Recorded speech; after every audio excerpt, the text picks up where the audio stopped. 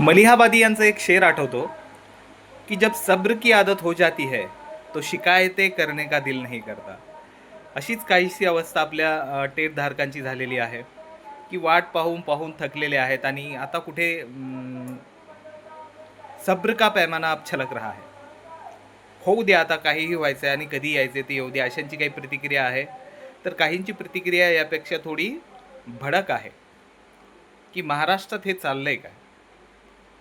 मित्रांनो, प्रशासकीय बाबींसाठी काही गोष्टी आवश्यक असतात आणि बाकी यूट्यूबर्सच्या एका गोष्टीशी मी सहमत आहे की प्रशासकीय गोष्टींमध्ये आपण काही करू शकत नाही.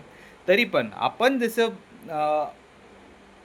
काय म्हणता येईल की भाकीत केलं होतं, त्या भाकितावर आपण कायम आहोत की या महिन्याच्या शेवटी, एप्रिल महिन्याच्या शेवटी संस्थांसाठी त्यांच्या लॉग इनमध्ये जाहिराती अपलोड करण्यासाठी टॅब उपलब्ध होईल.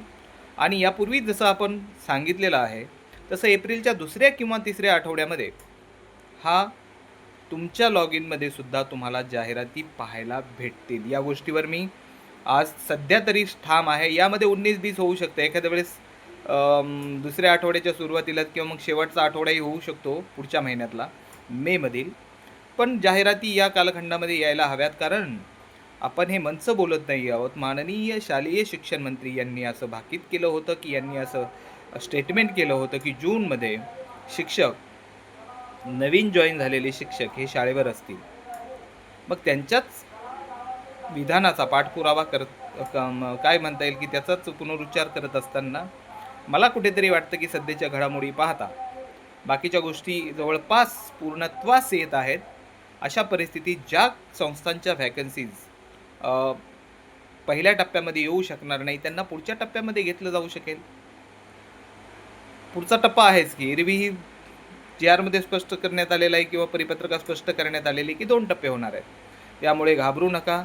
दुसऱ्या महायुद्धाच्या कालखंडामध्ये खूप मोठी आसामी असं म्हटली होती की मी जर 12 वाजता पराभूत होणार असेल तर मी 12 वाजून 1 मिनिटापर्यंत वाट पाहिल. आणि मग त्यानंतर दोस्त राष्ट्रांच्या बाजूने पारडं फिरलं. अशाच प्रकारे कधीकधी सब्र का फल मीठंही असतं.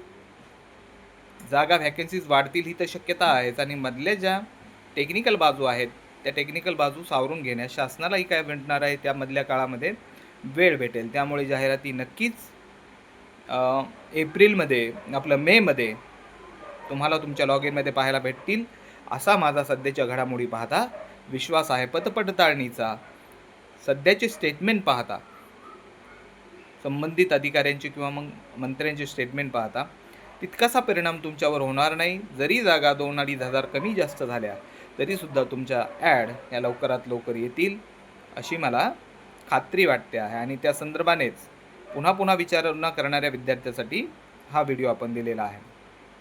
मेंटरशिप बॅच जॉईन झालेल्या विद्यार्थ्यांचे जे विविध प्रश्न आहेत ते आपण सोडवण्याचा वारंवार सोडवण्याचा यथामती प्रयत्न करत आहोत आणि 99% विद्यार्थी यातून समाधानी आहेत. आजपर्यंत आपल्या मेंटरशिप बॅचला 227 विद्यार्थ्यांनी ॲडमिशन घेतलेली आहे आणि यापैकी विद्यार्थ्यांचा एकाही विद्यार्थ्याचा प्रश्न आपण पेंडिंग ठेवलेला नाही. विद्यार्थ्यांनी जर आज कॉल केला, प्रश्न केला, तर इतर विद्यार्थ्यांची उत्तरे देत असल्यामुळे फुल टाईम सध्या त्या गोष्टीला वाहून घेतल्यामुळे आपण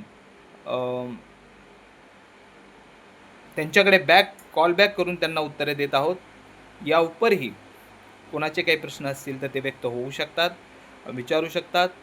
आणि मेंटरशिप बॅच घेतलेल्यांना त्यांची शंका विचारण्यासाठी वेळेचं बंधन नाही आहे.